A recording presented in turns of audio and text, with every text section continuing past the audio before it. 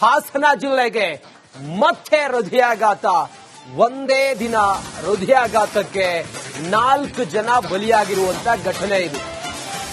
ಆಟೋದಲ್ಲೇ ಪ್ರಾಣವನ್ನ ಬಿಟ್ಟಿದ್ದಾರೆ.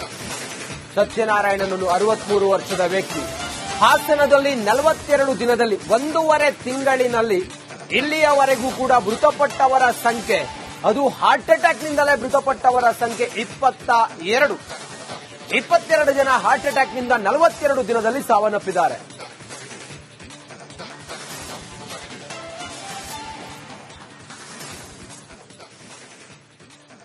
ರಾಜ್ಯದಲ್ಲಿ ಹೃದಯಾಘಾತದ ಭೂತ ಇನ್ನಿಲ್ಲದಂತೆ ಕಾಡ್ತಾ ಇದೆ.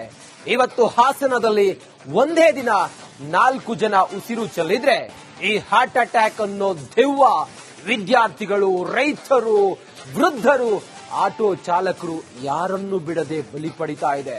ಈ ಕುರಿತಾಗಿ ಒಂದು ಡಿಟೇಲ್ ವರದಿ ಇಲ್ಲಿದೆ ನೋಡಿ.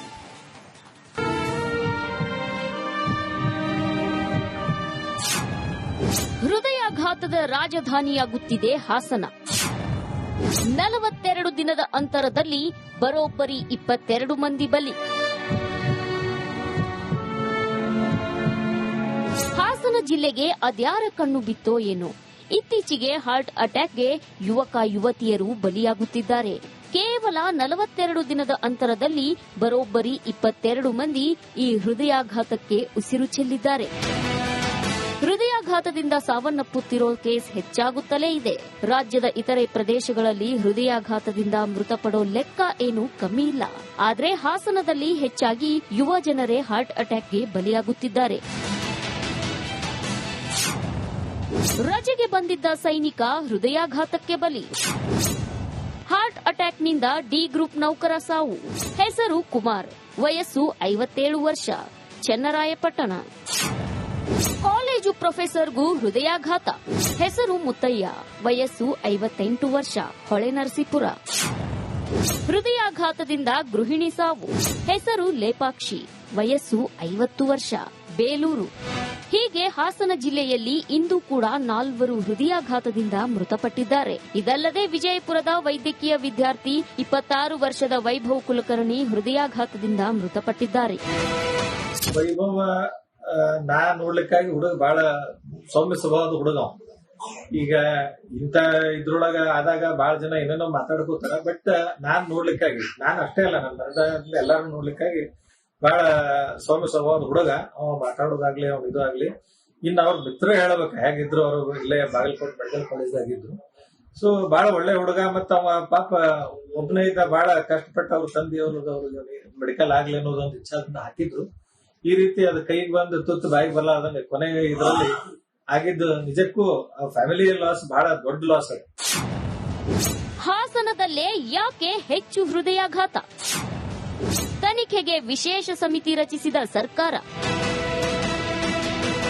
ಇನ್ನು ಹಾಸನದಲ್ಲಿ ಹೃದಯಾಘಾತದ ಪ್ರಕರಣಗಳು ಹೆಚ್ಚಾಗುತ್ತಿದ್ದು, ಕರ್ನಾಟಕ ಸರ್ಕಾರ ತನಿಖೆಗೆ ವಿಶೇಷ ಸಮಿತಿ ರಚಿಸಿದೆ. 3 ರಿಂದ 5 ಮಂದಿ ವೈದ್ಯರ ತಂಡದಿಂದ ತನಿಖೆ ನಡೆಸುವಂತೆ ಆರೋಗ್ಯ ಸಚಿವರು ಆರೋಗ್ಯ ಇಲಾಖೆ ಪ್ರಧಾನ ಕಾರ್ಯದರ್ಶಿಗೆ ಸೂಚನೆ ನೀಡಿದ್ದಾರೆ.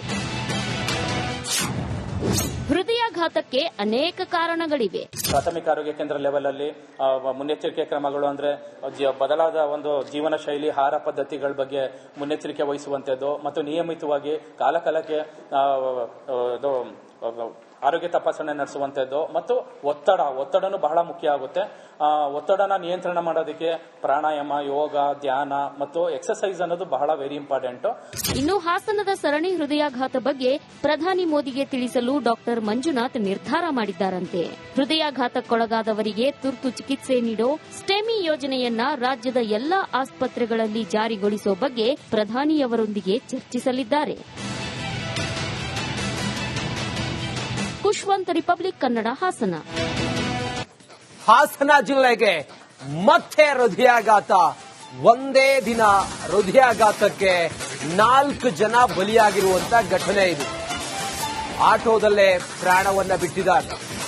ಸತ್ಯನಾರಾಯಣನನ್ನು 63 ವರ್ಷದ ವ್ಯಕ್ತಿ ಹಾಸನದಲ್ಲಿ 42 ದಿನದಲ್ಲಿ 1.5 ತಿಂಗಳಿನಲ್ಲಿ ಇಲ್ಲಿಯವರೆಗೂ ಕೂಡ ಮೃತಪಟ್ಟವರ ಸಂಖ್ಯೆ, ಅದು ಹಾರ್ಟ್ ಅಟ್ಯಾಕ್ ನಿಂದಲೇ ಮೃತಪಟ್ಟವರ ಸಂಖ್ಯೆ 22 ಜನ ಹಾರ್ಟ್ ಅಟ್ಯಾಕ್ ನಿಂದ 42 ದಿನದಲ್ಲಿ ಸಾವನ್ನಪ್ಪಿದ್ದಾರೆ.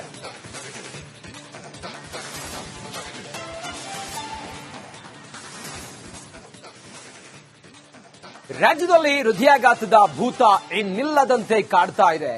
ಇವತ್ತು ಹಾಸನದಲ್ಲಿ ಒಂದೇ ದಿನ 4 ಜನ ಉಸಿರು ಚೆಲ್ಲಿದ್ರೆ ಈ ಹಾರ್ಟ್ ಅಟ್ಯಾಕ್ ಅನ್ನೋ ದೆವ್ವ ವಿದ್ಯಾರ್ಥಿಗಳು, ರೈತರು, ವೃದ್ಧರು, ಆಟೋ ಚಾಲಕರು ಯಾರನ್ನು ಬಿಡದೆ ಬಲಿ ಪಡಿತಾ ಇದೆ. ಈ ಕುರಿತಾಗಿ ಒಂದು ಡಿಟೇಲ್ ವರದಿ ಇಲ್ಲಿದೆ ನೋಡಿ.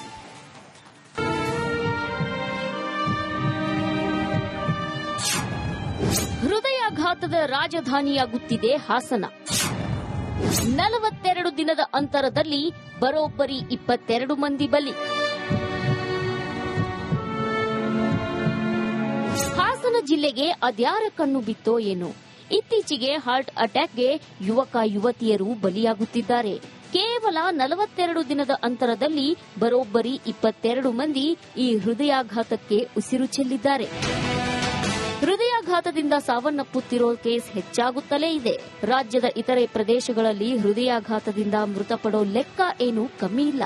ಆದರೆ ಹಾಸನದಲ್ಲಿ ಹೆಚ್ಚಾಗಿ ಯುವ ಜನರೇ ಹಾರ್ಟ್ ಅಟ್ಯಾಕ್ಗೆ ಬಲಿಯಾಗುತ್ತಿದ್ದಾರೆ. ರಜೆಗೆ ಬಂದಿದ್ದ ಸೈನಿಕ ಹೃದಯಾಘಾತಕ್ಕೆ ಬಲಿ. ಹಾರ್ಟ್ ಅಟ್ಯಾಕ್ನಿಂದ ಡಿ ಗ್ರೂಪ್ ನೌಕರ ಸಾವು. ಹೆಸರು ಕುಮಾರ್, ವಯಸ್ಸು 57 ವರ್ಷ, ಚನ್ನರಾಯಪಟ್ಟಣ. ಕಾಲೇಜು ಪ್ರೊಫೆಸರ್ಗೂ ಹೃದಯಾಘಾತ. ಹೆಸರು ಮುತ್ತಯ್ಯ, ವಯಸ್ಸು 58 ವರ್ಷ, ಹೊಳೆನರಸೀಪುರ. ಹೃದಯಾಘಾತದಿಂದ ಗೃಹಿಣಿ ಸಾವು. ಹೆಸರು ಲೇಪಾಕ್ಷಿ, ವಯಸ್ಸು 50 ವರ್ಷ, ಬೇಲೂರು.